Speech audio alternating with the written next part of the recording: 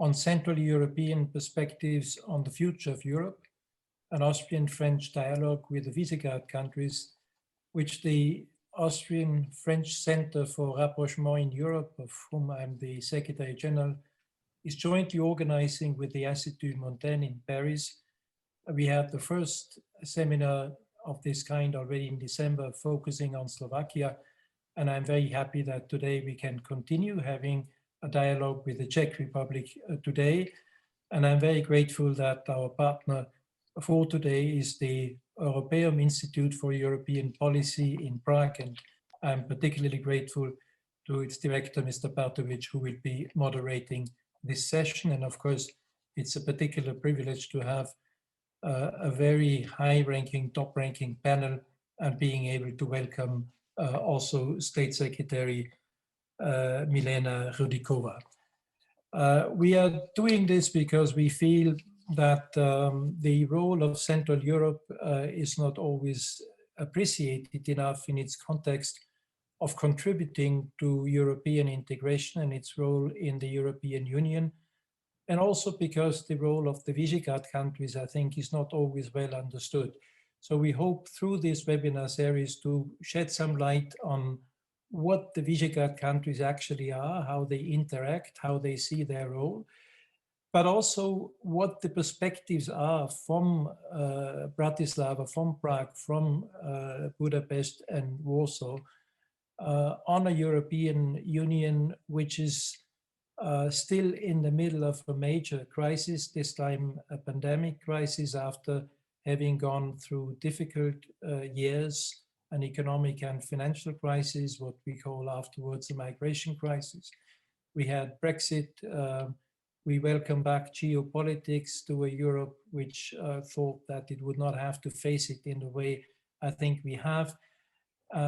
And this, of course, will also greatly change the outlook on the conference on the future of Europe, which will start hopefully sometime later this year. So I think it's a very timely dialogue. It's very important to bring all perspectives together, and I hope that today's dialogue will offer some very interesting intellectual stimulus and also intersecting thoughts and initiatives and ideas from Prague, from Vienna, from Paris. And with that, I would immediately hand over to Mr. Bartovic, and thank you to all of you again for joining us. Thank you very much, Mr. SCHWEISGUT. It's an honor, privilege to be able to moderate this panel with such an outstanding participation of experts. This would be my first duty to present you to our distinguished panelists. I will start with Madam Milena Hrdinkova, the State Secretary for EU Affairs from the Czech Republic. Madam Hrdinkova has in past led several or was at several high-ranking positions in the Czech state administration at the Ministry of Finance, and she had also leading role during the Czech EU presidency back in 2009. Then we have Madam Sonja PUNTSCHER-RIEKMANN, professor from Salzburg Center of European Union Studies, and also former professor at the University, Salzburg University, with very outstanding academic career. And Jacques RUPNIK, from professor from the Center for International Studies at Sciences Po in Paris, and great expert on Central Europe and especially on the Czech Republic, with a lot of connections, and also part of his life spent in the Czech Republic. So very accurate person to be able to comment on the Czech Republic. As envisaged by Mr. SCHWEISGUT, the main topic of today's debate is to present the Czech and also to debate not only the Czech but also Visiograd perspectives on the future of the Europe, also in the light of something which is called Conference on the Future of the European Union, which still hasn't started, although we were supposed to be already in the process of debating the initiatives, how to reform, how to reinforce the European Union, but this process were delayed.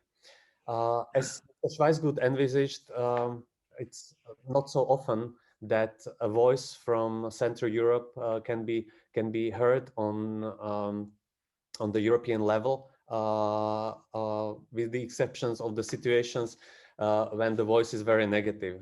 That's why our countries, Visegrad countries, many times were labeled as policy killers in the European Union. But I am absolutely sure, and from my experience, I know that it's not true, that our countries, including the Czech Republic, they were always able to come up also with positive initiatives. They try to do the homework and have domestic debate about the future of the European Union. They try to formulate opinions on the future of the European integration. And I would like to invite Madame HRDINKOVA to address exactly this topic. So what are the Czech stances on the future of the European Union? What are the Czech expectations from the conference on the future of the EU? And maybe if you can give us some hints how the conference will be organized in the Czech Republic. So, Madame HRDINKOVA, Milena, the floor is yours.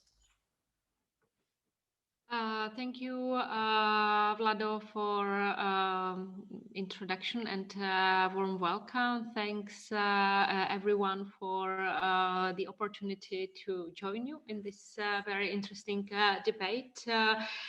And I'll try to address the question, although I think that the conference, the combination of the future of Europe and this pandemic is very unfortunate.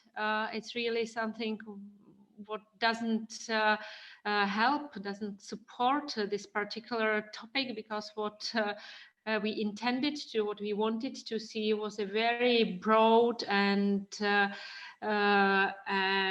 detailed debate about how the EU should function, where should be the focus, and the key element should be a very close involvement of citizens and very, very physical opportunity to be a part of this creation process, which obviously in this situation is clearly impossible.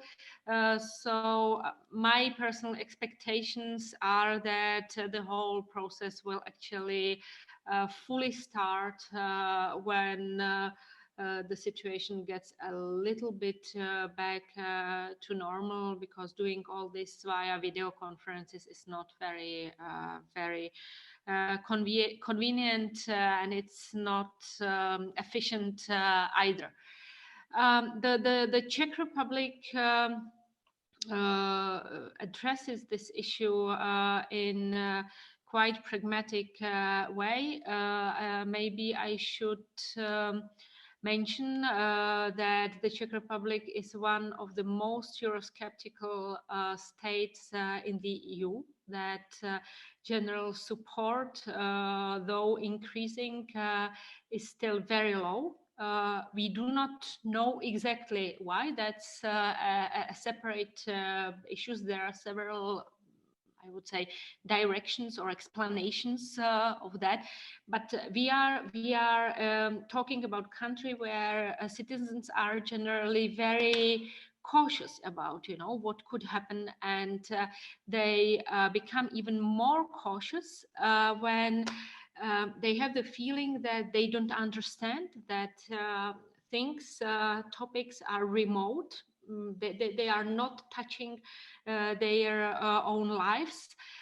So our position is actually based on that, and we put a strong emphasis on orientation on policies. not so much on procedures and competencies and distribution of powers, because based on previous experience, this is something what is not very easy to explain to citizens. Why is it important for you that the Commission interacts different way with the Parliament? Why it is important for you that the Council continues to have full power or decides unanimously or on some areas. These are issues that are more difficult to discuss. So at least we believe we have to start with clear policies, you know, and first explain that there are really many areas and policies that substantially influence everyday's life of each citizen.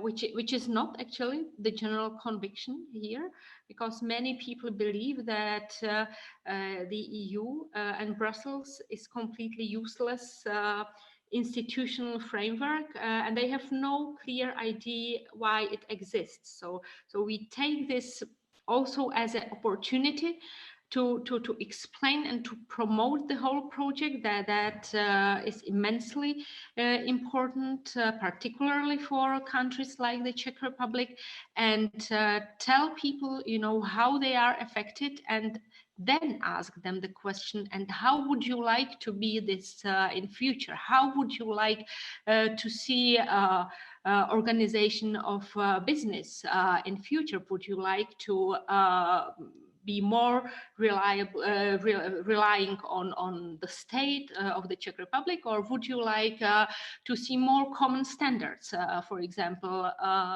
in comparison with your counterparts from Germany, from Austria, and so on? Really to bring European policies more to the life of the Czech citizens. This is our approach. This is how we base our essential positions. How it will work in practice, we will see when the real discussion will start, whether we and how much we will need to adjust them. The key element is that we feel that our citizens really get involved and that the whole project touches them. Thank you very much. Thank you, Milena.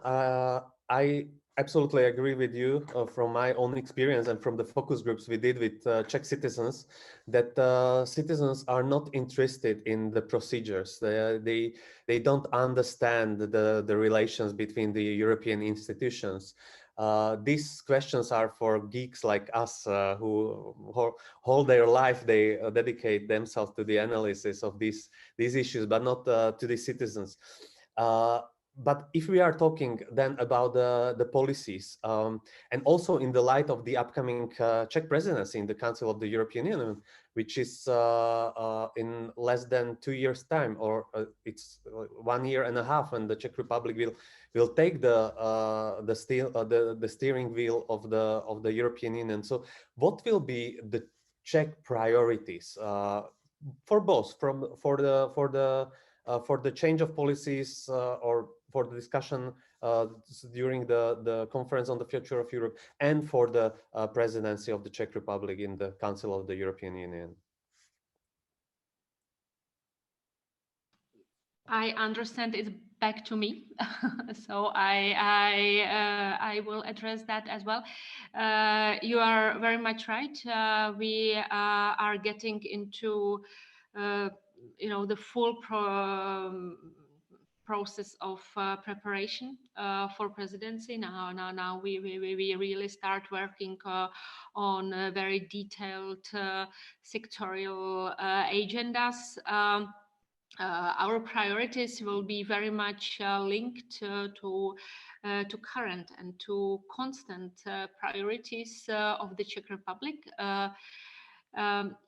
they have to be very diligently linked also to initiatives and proposals that are likely to be on the table during the second half of 2022.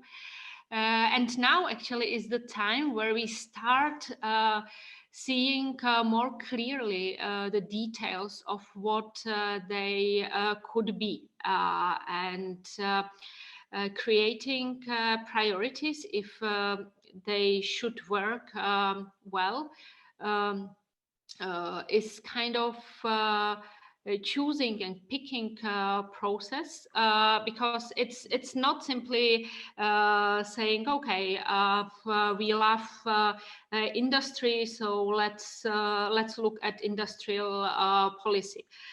We do have to respect the work progress and the plan of the EU in general. We have to respect the fact that the legislative initiative is solely with the European Commission, and that we can try to push some proposals, but there are some overall horizontal goals that will not disappear, and we have to work with them. Having said that, let me name several areas where I see strong potential for the Czech presidency, and I'm sure that some proposals will be on the table, and that we will really put a lot of energy in that. For me, in the first place, it is the internal market. I'm not. It's not secret that I do have economic and financial background, and I really see the internal market and its functioning as the key asset, namely for countries like the Czech Republic and economies like the Czech Republic. So we should appraise this a lot, and we should make effort to make it working and functioning even better than it works.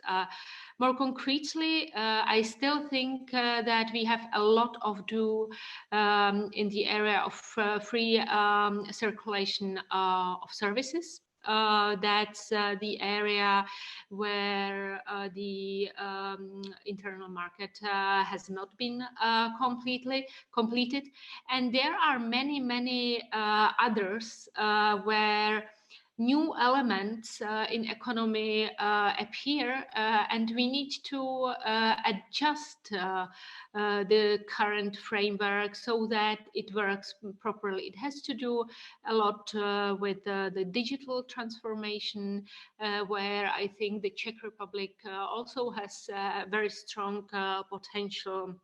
But even green transition, where we all want to have carbon-free economy and very environment-friendly policies and economy in general. At the same time, we need to be realistic, and we really would like to see legislation on the table that is realistic and that is not only based on promises. A second area where I see really great potential is security in the broadest context, including energetic security and including health area, where we see right now that we need each other, that being together really makes sense. I'm referring to the current action concerning development of vaccines, and I would like to mention that because we need to go further in this area and continue common cooperation, and we have to overcome difficulties that there are, and it's normal. It's normal that this is happening. That if we do a common procedure to develop and create vaccine, and we run a process that normally takes several years, and we succeed to do that in several months, that everything will not be shiny in the beginning, but okay, we have to go on working, and maybe in some 2 or 3 months it will be much more shiny. So not to blame the EU for anything that doesn't work, because the EU, it's us, and we have the potential to improve it. So security in widest terms, I mentioned those not so obvious areas, but of course also these traditional fields like protection of borders, external, internal security, that also has great potential. And then, of course, we have some areas where we feel that there will be important proposals on the table, and we will work on them, but we really need to see a little bit more how they develop and how to accommodate to them.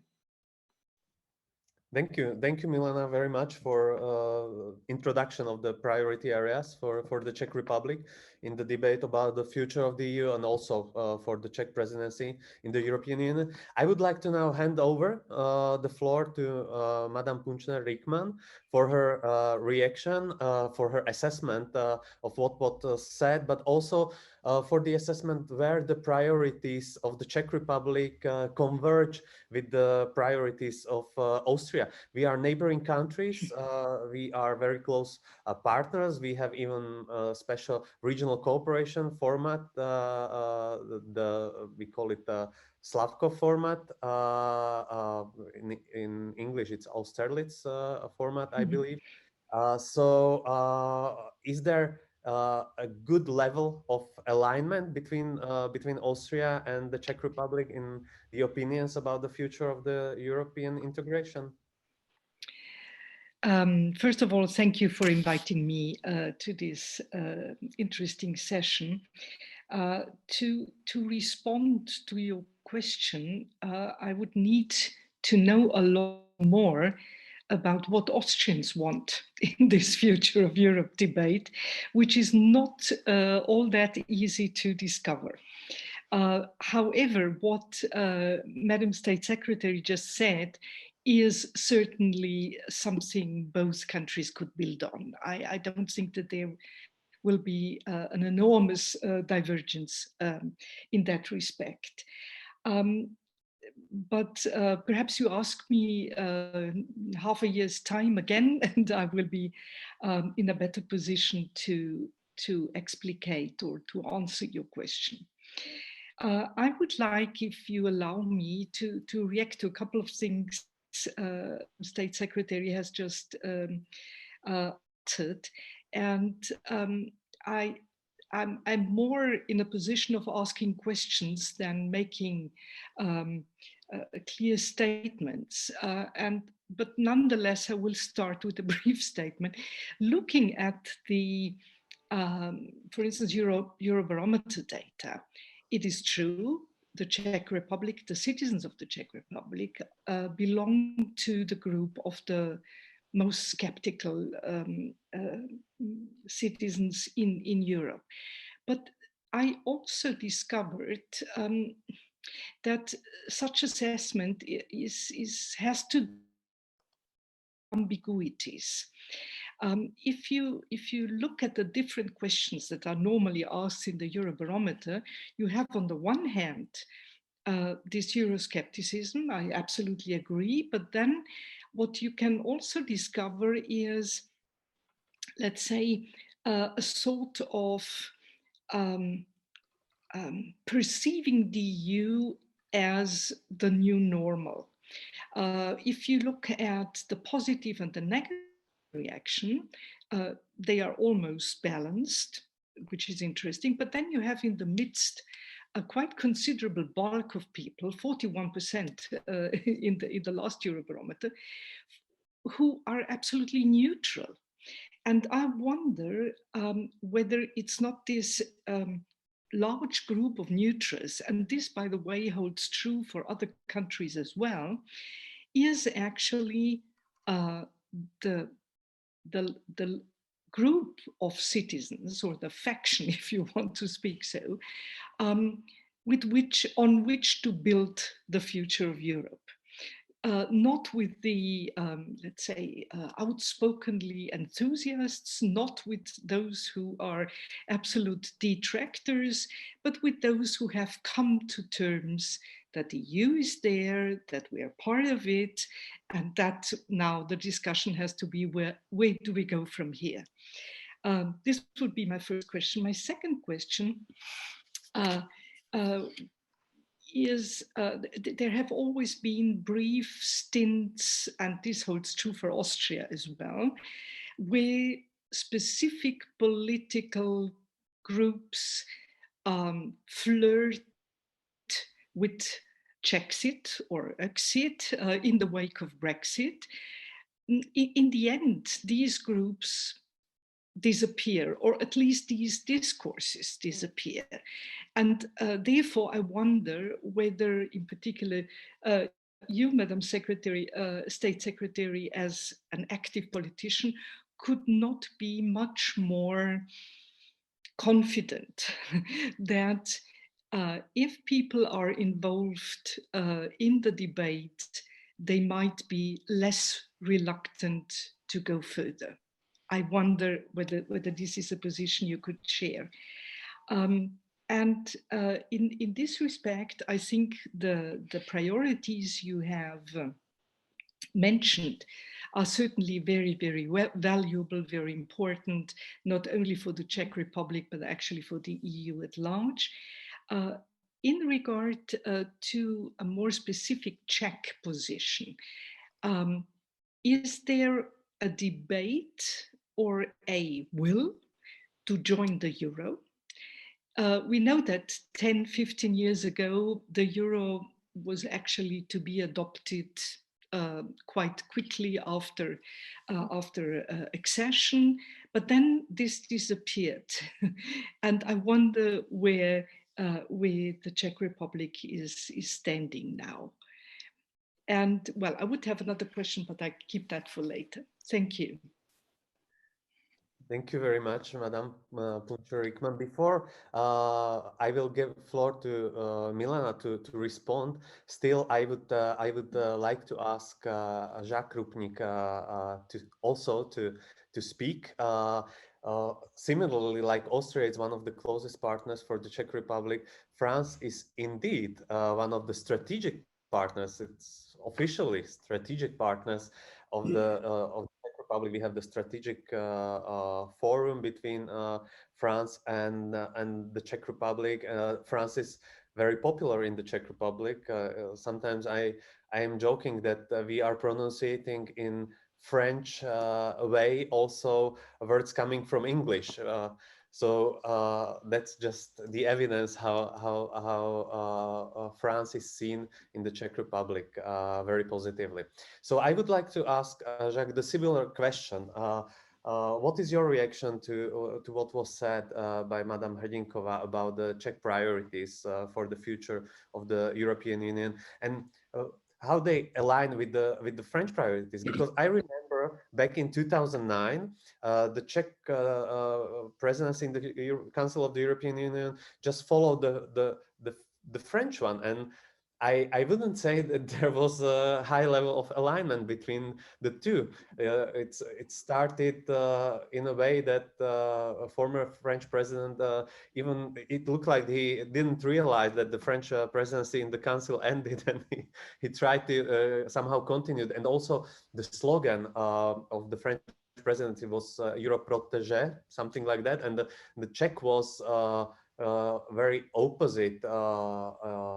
I don't remember exactly what was it. Maybe Milena can. I will remind you of it. You will remind me. Okay, so I will stop here, please. The floor is yours. Okay, well, first of all, great pleasure to take part in this triangular discussion. I'm a great fan of the Franco-Austrian Centre. Paul Jankovic, Minister Jankovic, who has been very often the spiritus agens in this endeavor. We've met on numerous occasions to discuss Central Europe, to discuss the Balkans.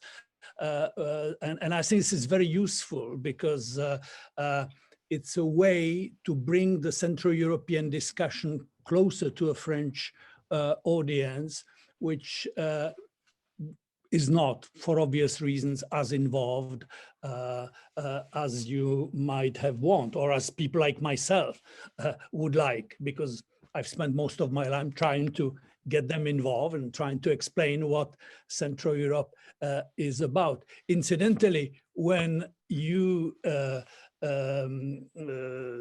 mentioned in your introduction that somehow voices from Central Europe are not heard, etc. Well, it was not always so. You know, when Václav Havel was around, his voice was heard. When Bronislaw Geremek was speaking as Polish foreign minister, his voice was heard, very much so. And why were they heard? Because they were contributing to Europe very positively in a very engaged way, which didn't mean they didn't have criticism, of course. They could be very critical. And we had, as a president of European Council, Polish Prime Minister Tusk. His voice was very much heard and is still heard today in a more narrow circle of the EPP, where he's having a fight with whom? With Mr. Orban, another Central European. So it's not that the voices are not heard, but the situation has changed. Okay, so this is my just brief introductory comment about how the context of the dialogue changes. And then there is what the substances, and as the previous speaker has noted, this question of Euroscepticism, how to interpret the Czech Euroscepticism. Well, the State Secretary will have her answer. My own puzzle is, of course, how come there is nobody, there's no clear pro-European voice in Czech politics? And, you know, you can say, well, this is because the public is Eurosceptic. There is no political mileage to be made out of being pro-European. And therefore, you know, I would put it the other way around. The reason you have such a strong Eurosceptic, at least that would be my question to Mrs. Erličková, isn't it the fact that we've had, let's say, for a decade, a lack of a strong European voice in Czech politics, which would tell people how things stand and what is a Czech commitment in terms of values and in terms of its interest in that project. And that those pro-European voices that were present, as I mentioned, in the Václav Havel presidency, those have vanished. We had a very Eurosceptic president after him. And okay, I don't have to give you the full picture. You get it very well. I think that may be, at least that is my question, is this part of the explanation? And quite easily, you know, you could address those issues. You can say, well, here we have a COVID crisis. And you can either lament that Europe hasn't done enough in time, etc. Or you can say, well, this was a European Viennese waltz, you know, since we're having Austrian participation, you know, Europe reacts in 3 steps, like the Viennese waltz. The first step, the pandemic arrives, you're unprepared, like everybody else. So you react in this way. The second step, you react too late. Each country looks for a solution. And the third step, finally, you get your act together. And would anybody in Czech politics, in Austrian politics, and certainly in French politics, I don't hear that, does anybody would say that they would be better off in designing a strategy and negotiating with pharmaceutical firms about vaccine availability if they were on their own? Would the Czech Republic be better off on its own? Would Austria or France? Okay, no, this is a non-starter. Would economic recovery be that we will need after?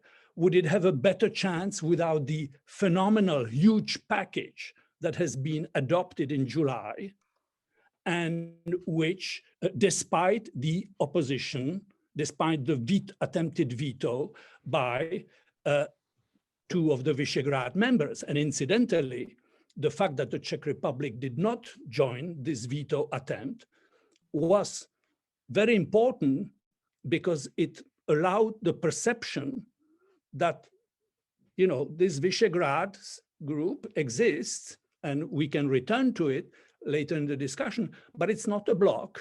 And the Czech Republic and Slovakia, incidentally, responded constructively in this. So this is important. So what I'm saying is that if this argument has been made, you know, would anybody of us be better off in the COVID crisis? Would any of us would be better off in the economic recovery on their own? So this is a discussion that actually you hear in France as well, you know. And when you mention the slogan from 2009, you know, the French presidency under then President Sarkozy, l'Europe qui protège, Europe that protects. This is what the French citizen, he thought. This was the best. He didn't say France must protect. He said Europe must protect. This is an important distinction. Then came Czech presidency, Evropa bez bariér, Europe with no barriers, no borders, open bar, etc. You just contrast it with Europe, with Czech position only when the migrant crisis came, okay? Europe, Evropa bez bariér, really, economy open. So the debate, I think, and the question would be, I must not speak too long, but the question would be when we are looking at the priorities that was mentioned by the State Secretary, and most of which I think would do well in the French context, but there would be a question mark about the degree to which European economy or economies together should protect themselves, not vis-a-vis each other, but vis-a-vis the global competition. We just seen an American president saying, buy American first. And the priority of the Biden administration will be to buy, you know, and the question in Europe, the debate in Europe would be, yes, we need to deepen the single market, but what about our relationship? You know, are we still in Europa bez bariér, really? And up to what? So that would be a question. And similarly, when Mrs. Hrdličková mentioned security as a priority, and that has various dimensions, energy, etc., borders, of course. The whole question of common foreign and security policy. We live in a very unsecure, dangerous world. We have dangerous or unstable environments in the East, Ukraine, Belarus. Well, we have a big neighbor out there. And we have an instability in our southern neighborhood. And we had an uncertain ally up to now in Washington, and we bid farewell to him. So the question is, when we talk about common foreign security policy, shouldn't that dimension be taken in as well, how we cope with our unstable, dangerous environment. Thank you very much, Jacques. It seems that our debate already generated not 1, 2, or 3, but dozens of questions, and it will be completely out of the scope of the 1-hour debate to react to that. I will handle over to Milena. I just, in my view, distilled 2 questions where both of you agreed that should be answered. One of them was the issue of the Czech Euroscepticism. What are the roots of the Czech Euroscepticism? How deeply rooted is the Czech Euroscepticism? Is it something that cannot easily change? Because I remember that back in 10 years ago, it was not like that. The European Union was very popular until the previous Czech presidency in the European Union. Also, the euro was very popular there. That was, by the way, one of the questions also from the audience, where we are standing with the introduction of Europe. We have Croatia and Bulgaria on their way already, but it seems that the Czech Republic is more in the club of Poland and Hungary, who are refusing the introduction of euro, because this question is also a little bit connected. Where do we see our own place in Europe? Whether it's the core or whether it's somewhere around the core, yeah.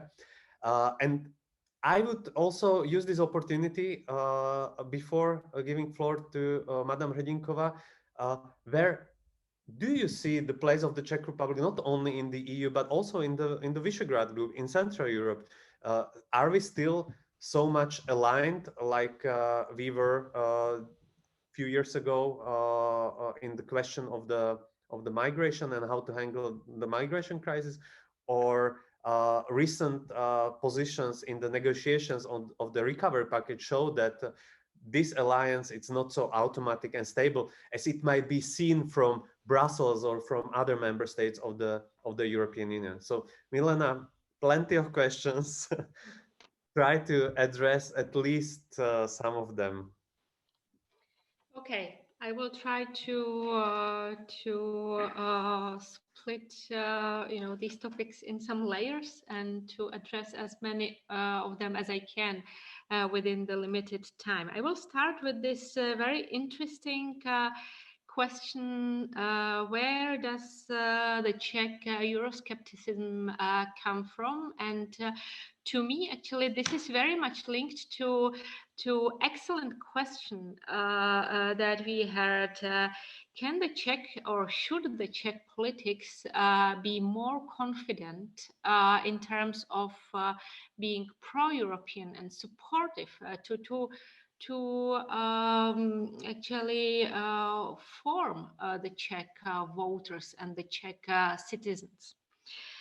I fully agree that the general public opinion is heavily affected by the Czech politics somewhere in 19th and early 2000s. And there is, of course, this quite difficult, almost philosophical question: what comes first? Do politicians form citizens, or are politicians being formed by what citizens want? There is not a single answer to these questions. It's always a combination and looking for a balance between the two. And in the Czech Republic, what we experienced actually for quite a long time, and Vlado, I do not fully agree with you that it was generally much better in past in the Czech Republic. Even if we look at Eurobarometer figures, we can actually see improvement in last years in basic researches. And I think that there was a strong effect of Mr. Klaus' politics on Czech public opinion, as I call it. And let me elaborate a little bit on that. The issue was that, in my view, in the beginning of all discussions of what is the EU, what the EU means for the Czech Republic, you know, where do we belong to? Is it good to apply for membership? How good or bad it will be for us? I think there was a clear lack of pro-European right-wing politics. And that was at times where the political spectrum was much more divided into left and right. The division was much clearer, and, you know, the new directions, you know, that we have been experiencing lately in the whole Europe and world in general were not so obvious at that time.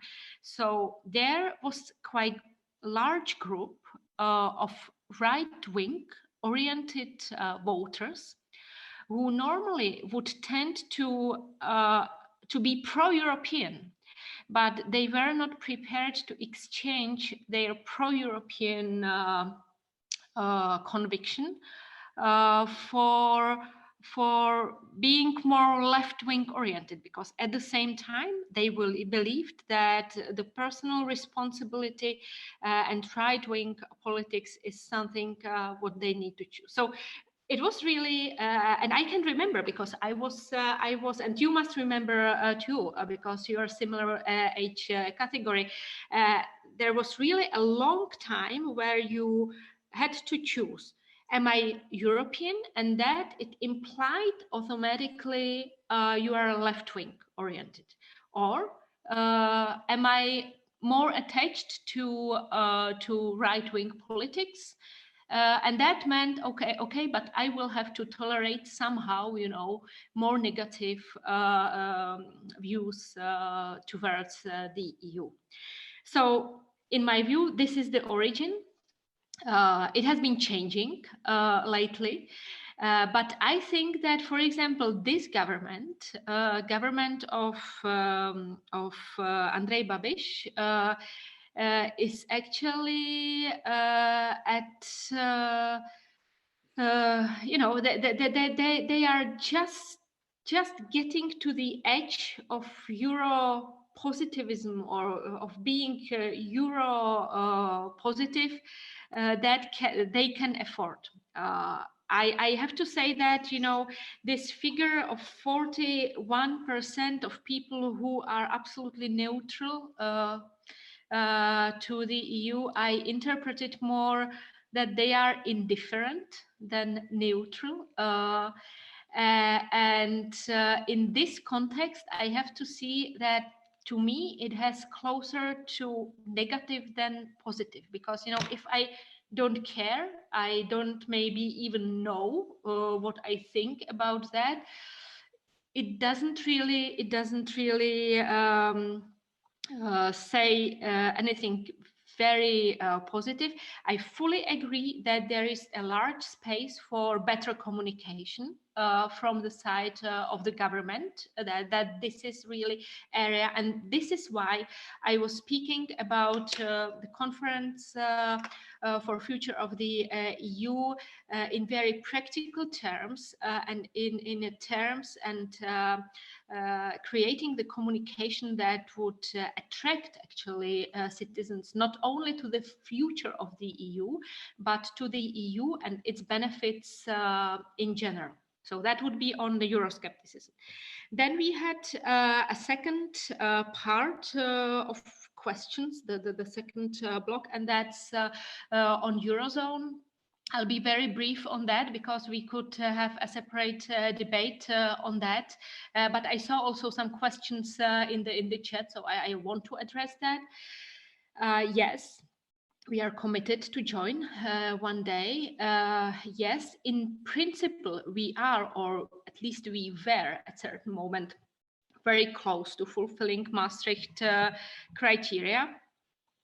I would be a little bit more cautious, and we could have some discussion about the level of convergence that we reach. This may not be always so obvious, you know, from external point of view, because, you know, what external viewers see is Prague and, you know, the better side, I would say, of the country. And if you look at the whole republic, with assessing the convergence, I would be more cautious, but okay, you know, economically we can imagine that, but I think that politically the Czech Republic is not ready, and to reach full political convergence and to be ready for entering the Eurozone, we also need to progress in this communication and debate of the EU.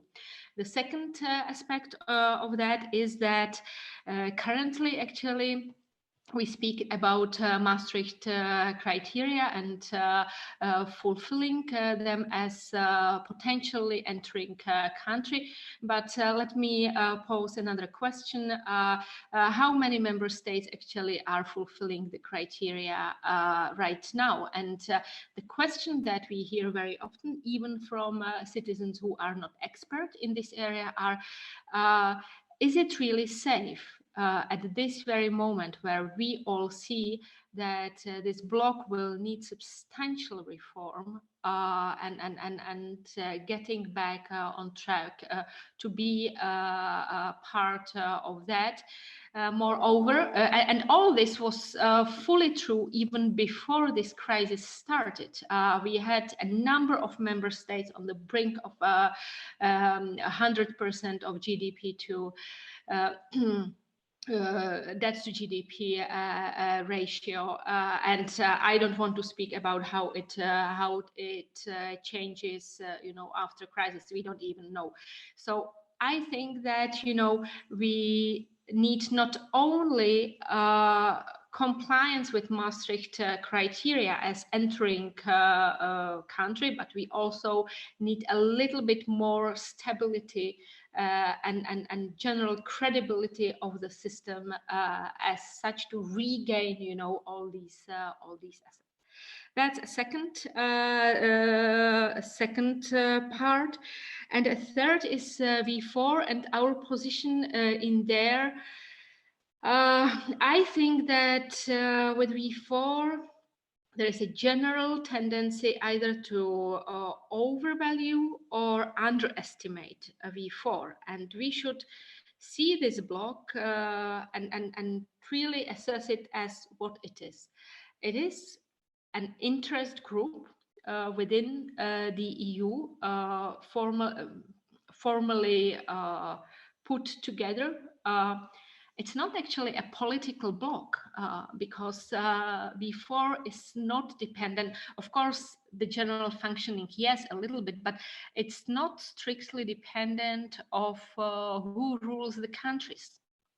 It's a geopolitical interest bloc of countries who have very strong common points in history, but they also have many divergences. They have many areas where they will never agree together, but there are still very important parts and elements in their positions for which it is good and it's worth joining together and fighting together for these common positions. And then there are points where we do not agree, and then what happens is that countries somehow step back and they do not fight the topic maybe so hard or as hard, you know, as they would have if it was some other more remote state. But there are some very important elements, and I would repeat historical experience that these states have in common, and they can create a powerful bloc in some negotiations. And the reason why it exists and it continues, in quite a long time. We are actually celebrating 30 years of V4 this year. Is that we simply, in some aspect, understand each other much better than some other countries with completely different historical experience. And that's it, Vlado. I think I covered what you asked. If somebody is very, very unhappy, please address me in the chat. Thank you, Milena. I'm just nervous that we almost came to the end of our session, and there are still such a lot of questions also from the audience, and I have a huge list of questions we didn't answer, but since we have to at least try to end on time, I would like to ask Sonja and Jacques also to step in and maybe to react on your answers. But maybe also to address one interesting question from the audience, and it's the question whether I will generalize it. It was aimed at the Czech Republic, but I would generalize it, whether it's possible somehow to build connections and to build rational, productive dialogue between the Eurosceptics and those who are Euro-optimists, let's say. So without somehow contributing to growing polarization of society, whether is there any chance to do it, and if yes, how to do it? So I would like to ask you to join that with the concluding remarks. And I would like to ask again in the same direction, so starting by Madame PUNTSCHER-RIEKMANN. I would simply have one and rather provocative question. In my opinion, and am I overstating this a bit, the most interesting, let's say, offensive in the whole debate about the future of Europe was Macron's idea of a sovereign Europe. And I wonder how that was received in the Czech Republic, in the government you're part of. Has this at all been discussed? We know that, for instance, in Berlin, the reception was extremely cool, not to say that it was actually not discussed. But connecting the many things you said, or Jacques RUPNIK said, if we embed Europe in a geopolitical order, what else, if not a sovereign Europe, could play a role therein, which is respected by the other big players? Thank you.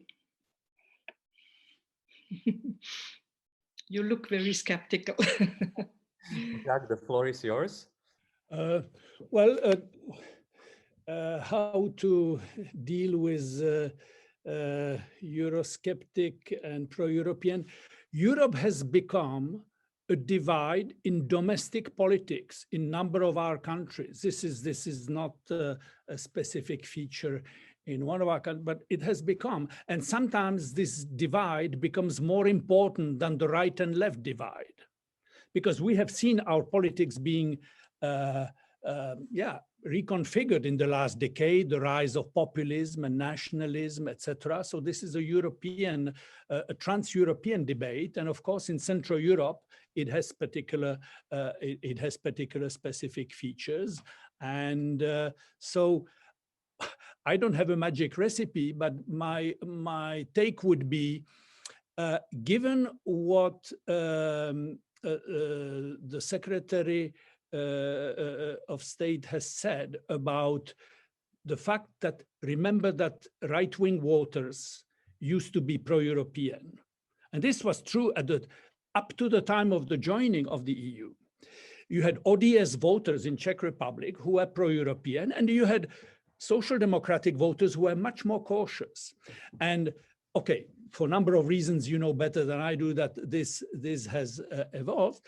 But my take would be, try to win back the soft Eurosceptic. There are hard Eurosceptics, you know, fundamentalist nationalists, close the borders, you know, protect, etc., away from Brussels, and they liked Brexit, and they liked Donald Trump.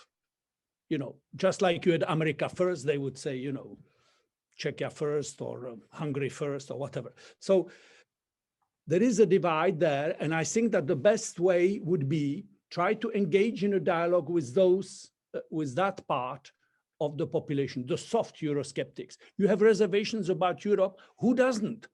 You tell me about Europe has done this and that and the other. I hear that in France all the time, all the time. But if you have a strong pro-European voice like that of President Macron, that changes the ball game. It doesn't make the Eurosceptics go away. They're still there, but they have a strong authoritative voice. And in his case, it happens to be a very articulate voice, very intelligent and articulate voice, even if you disagree with him. So that carries the opinion. This was part of my argument. You need a voice that resonates in domestic audience. So that is, and I will not, I mean, that would take us into another discussion about what is meant by European sovereign Europe. Well, that term of sovereignty, most of us understand that sovereignty for a country in Central Europe. What is Czech sovereignty? If you declare we are sovereign, we decide. Do we decide alone? On what? On COVID? On economic recovery? The Secretary of State said we need to deepen the market, deepen the single market. We are an open economy, etc. So sovereignty in 21st century Europe, even for the bigger countries, for France, just as for the Czech Republic or Austria, in my view, means sharing that sovereignty. If we want to have some leverage on COVID, on the economy, on security vis-a-vis China, US, that will be the big rivalry of the 21st century. If we want to have a minimum of influence on that, it will have to be together. This is what I understand as shared sovereignty or European sovereignty. This is not abandoning your national sovereignty. It's trying to make sure that there is some of your national sovereignty that is preserved within that European framework. Sorry if I've been too long, but now Mrs. HRDINKOVA will tell us what's the right view on the subject. Thank you, Jacques. We ran out of the time, so just to be sure, we give last 30 seconds to Milena. I will resign from making concluding notes. It would be still impossible because even with concluding remarks, we generated another questions. So we could have continued until late night. I'm pretty sure. So Milena, try 30 seconds, your last words in this panel debate. You're not giving me very easy tasks today, but I'll try. We talked a lot. There are many interesting issues, but let me pick up this issue of sovereignty, and we'll hear a lot about that in strategic sovereignty autonomy debate. I mean, this is close to debate about federal EU, right? I mean, sovereignty, we are sovereign. What does it mean? We are sovereign. What does it mean, sovereign Europe? It's sovereign as more as France or more as the Czech Republic. And I think that, you know, we are not there. We are not yet there. That not many Europeans actually feel more as Europeans than French or Czech citizens.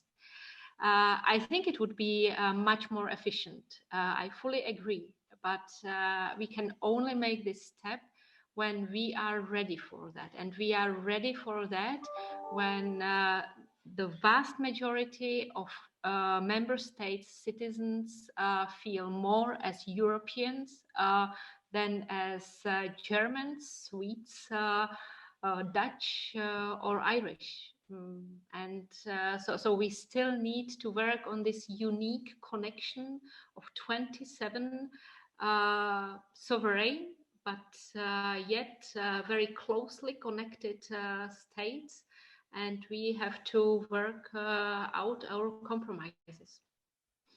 So these were the last words from the panelists. Thank you very much to all of you. Thank you very much also to Mr. SCHWEISGUT and his team for organizing this fantastic debate. I'll be happy to meet you again soon, hopefully not only in the online space, but also in person, maybe during the next edition of the Prague European Summit, where you are all kindly invited. Thanks for your attention. Also, thanks to our attendees and for their questions. It was a pleasure of being the chair of this panel. Good evening.